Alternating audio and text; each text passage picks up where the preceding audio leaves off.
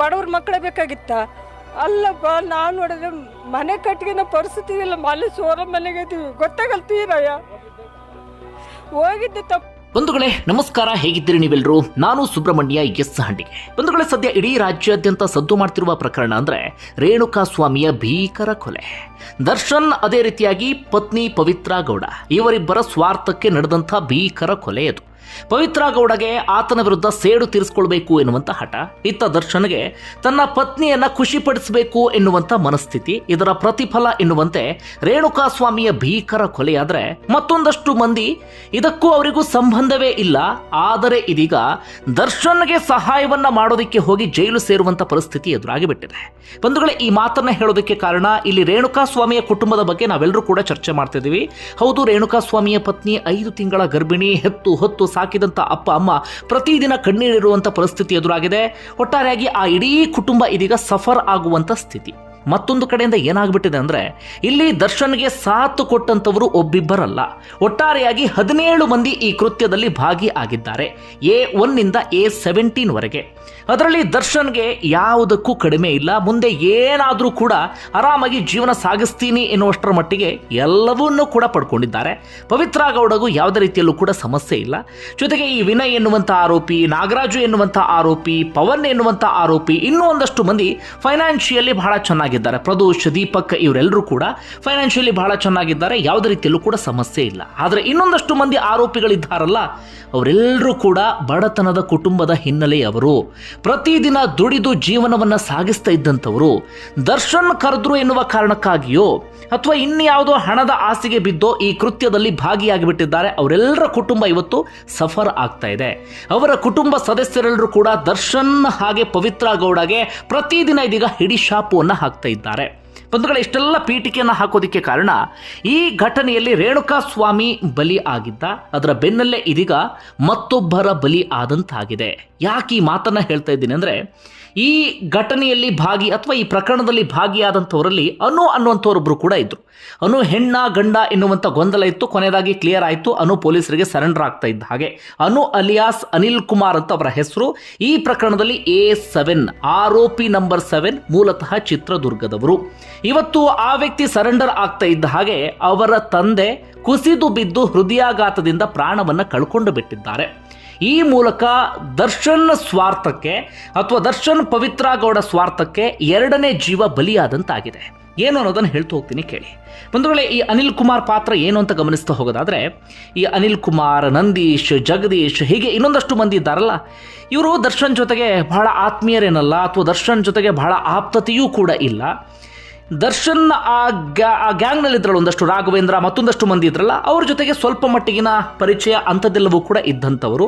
ಜೊತೆಗೆ ತಂಪಾಡಿಗೆ ತಾವು ಬದುಕನ್ನು ಸಾಗಿಸ್ಕೊಂಡು ಹೋಗ್ತಾ ಇದ್ದಂಥವ್ರು. ಆದರೆ ಇವರೆಲ್ಲರೂ ಕೂಡ ದರ್ಶನ್ರನ್ನ ಭೇಟಿ ಮಾಡಬಹುದು ಎನ್ನುವಂಥ ಆಸೆಗೆ, ಅಥವಾ ಡಿಬಾಸ್ಗೋಸ್ಕರ ಕೆಲಸ ಮಾಡ್ತಿದ್ದೀವಿ ಎನ್ನುವಂಥ ಆ ಒಂದು ಮನಸ್ಥಿತಿಯಲ್ಲಿ ಬಂದು ಇವತ್ತು ಸಿಕ್ಕಾಕೊಳ್ಳುವಂಥ ಪರಿಸ್ಥಿತಿ ಎದುರಾಗಿದೆ. ಈ ಅನಿಲ್ ಕುಮಾರ್ ಕಥೆಯೂ ಕೂಡ ಇದೆ. ಅನಿಲ್ ಕುಮಾರ್ ಮೂಲತಃ ಚಿತ್ರದುರ್ಗದ ಒಂದು ಸಿಹಿನೀರು ಹೊಂಡ ಎನ್ನುವಂಥ ಒಂದು ರಸ್ತೆ ಇದೆ, ಆ ಭಾಗದವರು. ಅತ್ಯಂತ ಬಡ ಕುಟುಂಬ. ಅವತ್ತು ದುಡಿಮೆ ಮಾಡಿದ್ರೆ ಮಾತ್ರ ಬದುಕು ಸಾಗಿಸಬಹುದು ಎನ್ನುವಂಥ ಪರಿಸ್ಥಿತಿ ಆ ಕುಟುಂಬಕ್ಕಿದೆ. ಅನಿಲ್ ಕುಮಾರ್ ಹೆಚ್ಚು ಕಡಿಮೆ 3 ವರ್ಷದ ಹಿಂದೆ ಒಂದು ಆಟೋ ತೆಗೆದುಕೊಂಡಿದ್ದಾರೆ ಲೋನ್ ಮಾಡಿ. ಆ ಆಟೋದಲ್ಲಿ ಜೀವನವನ್ನು ಸಾಗಿಸ್ತಾ ಇದ್ರು. ಮೊನ್ನೆ ಈ ಇನ್ಸಿಡೆಂಟ್ ನಡೆಯುವಂಥ ಸಂದರ್ಭದಲ್ಲಿ ಏನಾಗುತ್ತೆ, ಈ ರಾಘವೇಂದ್ರ, ದರ್ಶನ್ ಚಿತ್ರದುರ್ಗದ ಅಭಿಮಾನಿಗಳ ಸಂಘದ ಅಧ್ಯಕ್ಷ, ದರ್ಶನ್ ಇನ್ಸ್ಟ್ರಕ್ಷನ್ ಕೊಟ್ಟಿದ್ದು ರಾಘವೇಂದ್ರಗೆ, ರೇಣುಕಾ ಸ್ವಾಮಿ ಯಾರು ಅಂತ ಹುಡುಕು, ರೇಣುಕಾ ಸ್ವಾಮಿಯನ್ನ ಕರ್ಕೊಂಡು ಬಾ ಅಂತ ಹೇಳಿ. ಈ ರಾಘವೇಂದ್ರಗೆ ಅನಿಲ್ ಕುಮಾರ್ ಪರಿಚಯ ಅಂತೆ, ಅಂದ್ರೆ ಬಹಳ ಆಪ್ತತೆ ಏನಿಲ್ಲ, ಯಾವುದೋ ಒಂದು ರೀತಿಯಲ್ಲಿ ಪರಿಚಯ. ಈ ಆಟೋ ಓಡಿಸ್ಕೊಂಡು ಇದ್ದಿದ್ದಲ್ಲ, ಈ ಕಾರಣಕ್ಕಾಗಿ ಅನಿಲ್ ಕುಮಾರ್ಗೆ ಆಮಿಷವನ್ನು ಒಡ್ತಾರಂತೆ. ನಿನಗೆ ದರ್ಶನ್ ಅಂದ್ರೆ ಇಷ್ಟ ಅಲ್ಲ, ದರ್ಶನ್ನ ಭೇಟಿ ಮಾಡಿಸ್ತೀವಿ, ಒಂದು ಫೋಟೋ ತಗೊಳ್ಬೋದು ಆರಾಮಾಗಿ, ದರ್ಶನ್ ಜೊತೆಗೆ ಒಂದಷ್ಟು ಸಮಯವನ್ನ ಕಳಿಬಹುದು, ನೀನು ಮಾಡಬೇಕಾಗಿದ್ದಿಷ್ಟೇ, ರೇಣುಕಾ ಸ್ವಾಮಿ ಇಂತಹ ಭಾಗದಲ್ಲಿ ಇರ್ತಾನೆ, ಒಂದು ಬಾಲಾಜಿ ಎನ್ನುವಂಥ ಬಾರ್, ಆ ಭಾಗದಲ್ಲಿ ಇರ್ತಾನೆ, ಅಲ್ಲಿಂದ ಆತನನ್ನು ಆಟೋದಲ್ಲಿ ಕರ್ಕೊಂಡು ಬರಬೇಕು ಅಂತ. ಈ ಮಾತನ್ನು ನಂಬಿದಂಥ ಅನಿಲ್ ಕುಮಾರ್ ಬಹಳ ಖುಷಿಯಾಗಿ ಆಟೋ ತಗೊಂಡು ಬಂದು ಈ ರೇಣುಕಾ ಸ್ವಾಮಿಯನ್ನು ಕರ್ಕೊಂಡು ಬರ್ತಾರೆ. ರೇಣುಕಾ ಸ್ವಾಮಿ ಕರ್ಕೊಂಡು ಬರುವಾಗಲೂ ಬೇರೆ ಬೇರೆ ರೀತಿಯಲ್ಲಿ ಪ್ಲಾನ್ ಮಾಡ್ಕೊಂಡು ಕರ್ಕೊಂಡು ಬಂದಿದ್ದಾರೆ ಬಿಡಿ, ಮಾತಾಡಿಸ್ತೀವಿ ನಿನ್ನ ಹಾಗೆ ಹೀಗೆ ಎನ್ನುವ ರೀತಿಯಲ್ಲಿ ಕರ್ಕೊಂಡು ಬಂದಿದ್ದಾರೆ. ಈ ರೀತಿಯಾಗಿ ರೇಣುಕಾ ಸ್ವಾಮಿಯನ್ನ ಅನಿಲ್ ಕುಮಾರ್ ಕರ್ಕೊಂಡು ಬಂದು ಒಂದಷ್ಟು ಜನರ ಜೊತೆಗೆ ಒಂದು ಪೆಟ್ರೋಲ್ ಪಂಪ್ ಇದೆ, ಅಲ್ಲಿ ಬಿಟ್ಟಿದ್ದಾರೆ ಈ ಅನಿಲ್ ಕುಮಾರ್. ಈ ಘಟನೆಯಲ್ಲಿ ಅನಿಲ್ ಕುಮಾರ್ ಪಾತ್ರ ಇಷ್ಟೇ. ಅನಿಲ್ ಕುಮಾರ್ ಹಲ್ಲೆ ಮಾಡೋದಕ್ಕೆ ಹೋಗಿಲ್ಲ, ಹೊಡೆಯೋದಕ್ಕೆ ಹೋಗಿಲ್ಲ, ಏನೂ ಕೂಡ ಆಗಿಲ್ಲ. ಆದರೆ ರೇಣುಕಾ ಸ್ವಾಮಿಯನ್ನು ಕಿಡ್ನಾಪ್ ಮಾಡಿದ್ರಲ್ಲ, ಅದರಲ್ಲಿ ಭಾಗಿಯಾದಂಥ ಆರೋಪ ಅನಿಲ್ ಕುಮಾರ್ಗೆ ಕೇಳಿ ಬಂದಿತ್ತು.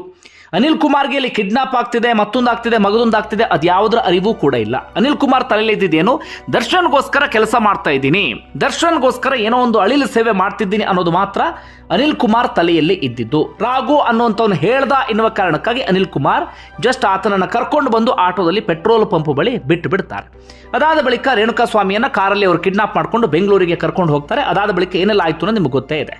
ಅದಾದ ನಂತರ ಪೊಲೀಸರು ಈ ಕೃತ್ಯದಲ್ಲಿ ಯಾರ್ಯಾರು ಭಾಗಿಯಾಗಿದ್ದಾರೆ ಅಂತ CCTV ಫುಟೇಜ್ ಬೇರೆ ಬೇರೆ ಆಧಾರದ ಮೇಲೆ ಪತ್ತೆ ಹಚ್ಚುತ್ತಾರೆ. ಆ ಪ್ರಕಾರವಾಗಿ ಈ ಅನಿಲ್ ಕುಮಾರ್ ಕೂಡ ಇದ್ದಾನೆ ಎನ್ನುವಂಥ ಸಂಗತಿ ಗೊತ್ತಾಗುತ್ತೆ. ಇವರೆಲ್ಲರೂ ಕೂಡ ಈ ಘಟನೆ ಆಗ್ತಾ ಇದ್ದ ಹಾಗೆ ತಲೆಮರೆಸ್ಕೊಂಡು ಓಡಾಡ್ತಾ ಇದ್ರು. ಅದಾದ ಬಳಿಕ ಒಬ್ಬೊಬ್ಬರಾಗಿ ಸರೆಂಡರ್ ಆಗೋದಕ್ಕೆ ಶುರುವಾದ್ರು. ಇವತ್ತು DYSP ಕಚೇರಿಯಲ್ಲಿ ಜಗ್ಗ ಅಲಿಯಾಸ್ ಜಗದೀಶ್, ಅನು ಅಲಿಯಾಸ್ ಅನಿಲ್ ಕುಮಾರ್ ಇವರು ಕೂಡ ಸರೆಂಡರ್ ಆದ್ರು. ಸರೆಂಡರ್ ಆಗ್ತಾ ಇದ್ದ ಹಾಗೆ ಅನಿಲ್ ಕುಮಾರ್ ಅಥವಾ ಅನು ಮನೆಯಲ್ಲಿ ಎಲ್ಲರೂ ಕೂಡ ಒಂದು ರೀತಿಯಲ್ಲಿ ಆತಂಕಕ್ಕೊಳಗಾಗ್ಬಿಟ್ರು. ಟಿವಿಯಲ್ಲಿ ಸುದ್ದಿ ನೋಡ್ತಾರೆ, ಅವ್ರಿಗೆ ತಲೆ ಕೆಟ್ಟು ಹೋಗ್ಬಿಡ್ತು. ನಮ್ಮ ಮಗ ಆಟೋ ಓಡಿಸ್ಕೊಂಡಿದ್ದಂಥವನು ಯಾಕೆ ಹಿಂಗಾಯ್ತು, ಅವರೆಲ್ಲರೂ ಕೂಡ ವಿಪರೀತ ಟೆನ್ಷನ್ ಆಗ್ಬಿಟ್ರು. ಅದಾದ ಬಳಿಕ ಅನಿಲ್ ಕುಮಾರ್ ತಂದೆ ವಿಪರೀತ ಡಿಪ್ರೆಷನ್ಗೆ ಹೋಗಿಬಿಟ್ಟಿದ್ರಂತೆ. ನನ್ನ ಮಗನಿಗೆ ಏನೋ ಆಗ್ಬಿಡ್ತು, ಯಾರೋ ಸ್ವಾರ್ಥಕ್ಕಾತ ಬಲಿ ಆಗ್ಬಿಟ್ಟ, ಈ ರೀತಿಯಾಗಿ ವಿಪರೀತವಾಗಿ ತಲೆ ಕೆಡಿಸ್ಕೊಂಡಿದ್ರಂತೆ. ಹೀಗಿರುವಂಥ ಸಂದರ್ಭದಲ್ಲಿ ಇದ್ದಕ್ಕಿದ್ದ ಹಾಗೆ ಕುಸಿದು ಬಿದ್ದಿದ್ದಾರೆ. ಕುಸಿದು ಬಿದ್ದು ಸ್ವಲ್ಪ ಹೊತ್ತಿಗೆ ಹಾರ್ಟ್ ಅಟ್ಯಾಕ್ ಆಗಿದೆ. ತಕ್ಷಣವೇ ಅವರನ್ನು ಆಸ್ಪತ್ರೆಗೆ ದಾಖಲಿಸಲಾಗಿದೆ. ಆದರೆ ಅವ್ರನ್ನ ಉಳಿಸ್ಕೊಳ್ಳೋಕ್ಕೆ ಸಾಧ್ಯ ಆಗಿಲ್ಲ. ಅವರ ಪ್ರಾಣ ಪಕ್ಷಿ ಹೊರಟೋಗಿಬಿಟ್ಟಿದೆ. ಅವರ ಹೆಸರು ಚಂದ್ರಣ್ಣ ಅಂಥೇಳಿ, 59ರಿಂದ 60 ವಯಸ್ಸಿನ ಆಸುಪಾಸು.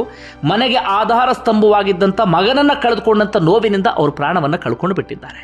ಒಟ್ಟಾರೆಯಾಗಿ ದರ್ಶನ್ ಸಹವಾಸ ಮಾಡಿ ಇವತ್ತು ಅದು ಎಷ್ಟೋ ಕುಟುಂಬಗಳು ಕಣ್ಣೀರಲ್ಲಿ ಕೈ ತೊಳೆಯುವಂಥ ಪರಿಸ್ಥಿತಿ ಎದುರಾಗ್ಬಿಟ್ಟಿದೆ. ಅವರೆಲ್ಲರೂ ಹಿಡಿಶಾಪ ಹಾಕ್ತಿದ್ದಾರೆ. ಅವನ ಸ್ವಾರ್ಥಕ್ಕೆ, ಅವನ ಯಾವುದೋ ಇದಕ್ಕೆ, ಅವನ ಹುಡುಗಿಗೆ ಏನೋ ಮಾಡಬೇಕು ಅಂತ ಹೋಗ್ಬಿಟ್ಟು ನಮ್ಮ ಎಲ್ಲ ಕುಟುಂಬವನ್ನು ಬಲಿ ತೆಗೆದುಕೊಂಡು ಬಿಟ್ನಲ್ಲ ಅಂಥೇಳಿ. ಅದರಲ್ಲಿ ದರ್ಶನ್ ಜೊತೆಗೆ ಆತ್ಮೀಯರಿದ್ದಂಥವ್ರು ಬಿಡಿ, ದರ್ಶನಿಂದ ಬೇರೆ ಬೇರೆ ರೀತಿಯಲ್ಲಿ ಸಹಾಯವನ್ನು ಪಡೆದುಕೊಂಡಿದ್ದಾರೆ. ದರ್ಶನ್ ಜೊತೆಗೆ ಕುಡಿದು ಮಾಡಿ ಮೋಜು ಮಸ್ತಿ ಎಲ್ಲವನ್ನು ಕೂಡ ಮಾಡಿದ್ದಾರೆ. ಅವರೆಲ್ಲರೂ ಕೂಡ ದರ್ಶನ್ನ ಈ ಕೃತ್ಯದಲ್ಲಿ ಭಾಗಿಯಾಗಿ ಅಥವಾ ಸಾಥ್ ಕೊಟ್ಟು ದರ್ಶನಿಂದ ಮುಂದಿನ ದಿನಗಳಲ್ಲೂ ಕೂಡ ಪ್ರಯೋಜನವನ್ನು ಪಡೆದುಕೊಳ್ಬಹುದು, ಏನೋ ಗೊತ್ತಿಲ್ಲ. ಆದರೆ ಇನ್ನೊಂದಷ್ಟು ಮಂದಿಗೆ ದರ್ಶನ್ ಪರಿಚಯವೇ ಇಲ್ಲ, ದರ್ಶನ್ ಮುಖವನ್ನು ಒಮ್ಮೆಯೂ ಕೂಡ ನೋಡಿದಂಥವರಲ್ಲ. ಆದರೆ ದರ್ಶನ್ ಅಭಿಮಾನಿಗಳು, ದರ್ಶನ್ರನ್ನ ಭೇಟಿ ಆಗ್ಬೋದು, ದರ್ಶನ್ಗೋಸ್ಕರ ಸಹಾಯವನ್ನು ಮಾಡ್ತಿದ್ದೀವಿ, ಕೆಲಸ ಮಾಡ್ತಿದ್ದೀವಿ, ಈ ಮನಸ್ಥಿತಿಯಿಂದ ಸಿಕ್ಕಾಕೊಂಡು ಇವತ್ತು ಅವರ ಕುಟುಂಬ ಕಣ್ಣೀರಲ್ಲಿ ಕೈ ತೊಳೆಯುವಂತೆ ಮಾಡಿಬಿಟ್ಟಿದ್ದಾರೆ. ಬಂಧುಗಳೇ, ಇದು ಪ್ರತಿಯೊಬ್ಬರಿಗೂ ಕೂಡ ಪಾಠ ಆಗಬೇಕು. ಇನ್ಯಾವುದೋ ಆಮಿಷಕ್ಕೆ ಬಲಿಯಾಗಿ, ಇನ್ಯಾವುದೋ ಯಾರನ್ನೋ ಭೇಟಿ ಆಗ್ಬೋದು, ಹಾಗೆ ಹೀಗೆ ಅಂತೇಳಿ ಹೋಗ್ಬಿಟ್ರೆ ಇಂಥದ್ದೆಲ್ಲವೂ ಕೂಡ ಆಗುವ ಸಾಧ್ಯತೆ ಇರುತ್ತೆ. ಹೀಗಾಗಿ ಸಹವಾಸ ದೋಷ ಅಂತೀವಲ್ಲ, ಅದು ಬಹಳ ಬಹಳ ಬಹಳ ಮುಖ್ಯ. ಯಾರಾದರೂ ಸಹವಾಸ ಮಾಡೋಕ್ಕೂ ಮುನ್ನ 100 ಬಾರಿ ಯೋಚನೆ ಮಾಡಬೇಕು. ಇಲ್ಲಿ ರಾಘವೇಂದ್ರನ ಸಹವಾಸವನ್ನು ಮಾಡಿ ಚಿತ್ರದುರ್ಗದ ಒಂದಷ್ಟು ಹುಡುಗರು ಇದೀಗ ಈ ಪ್ರಕರಣದಲ್ಲಿ ಸಿಕ್ಕಾಕೊಳ್ಳುವಂಥ ಪರಿಸ್ಥಿತಿ ಎದುರಾಗಿ ಬಿಟ್ಟಿದೆ. ಒಟ್ಟಾರೆಯಾಗಿ ದರ್ಶನ್ ಸ್ವಾರ್ಥಕ್ಕೆ ಈ ಪ್ರಕರಣದಲ್ಲಿ ಇಬ್ಬರು ಬಲಿಯಾದಂತಾಗಿದೆ. ಬಂಧುಗಳೇ, ನಿಮ್ಗೆ ಏನಿಸುತ್ತೆ ಈ ಘಟನೆಗೆ ಸಂಬಂಧಪಟ್ಟ ಹಾಗೆ ಅದನ್ನು ಕಮೆಂಟ್ ಬಾಕ್ಸಲ್ಲಿ ಮೆನ್ಷನ್ ಮಾಡಿ. ಧನ್ಯವಾದ ವಿಡಿಯೋ ನೋಡಿದ್ದಕ್ಕಾಗಿ.